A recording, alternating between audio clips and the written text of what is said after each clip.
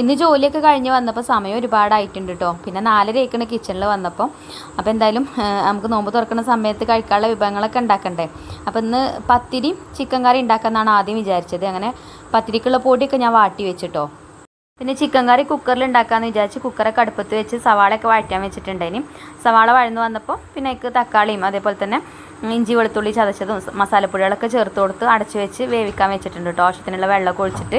പിന്നെ ഞാൻ വിചാരിച്ചു ഒന്ന് പത്തിരി ഉണ്ടാക്കണ്ട, നമുക്ക് ചിക്കനും പിടി ഉണ്ടാക്കുമല്ലോ, അങ്ങനെ ആക്കാമെന്ന് വിചാരിച്ചിട്ടോ. അങ്ങനെ പത്തിരിൻ്റെ മാവൊക്കെ കുഴച്ച് കുഞ്ഞിപ്പിടി ആക്കിയാണ്ട് അടുപ്പത്ത് ആവി കയറ്റാൻ വെച്ചിട്ടുണ്ട്. പിന്നെ ഞാൻ കുറച്ച് തേങ്ങ വറുത്തരച്ച് വെച്ചിട്ടുണ്ട്. ഇനി അപ്പോൾ കുക്കറൊക്കെ തുറന്ന് നോക്കിയിട്ടോ. അപ്പോൾ ചിക്കൻ കറിയൊക്കെ വെന്തിട്ടുണ്ട്. അപ്പോൾ ആ വറുത്തരച്ച് അരപ്പയ്ക്ക് ചേർത്ത് കൊടുത്തു. പിന്നെ ഞാൻ വട്ടുള്ളൊരു പാത്രത്തേക്ക് ആക്കി കൊടുത്തിട്ടോ ചിക്കൻ കറി.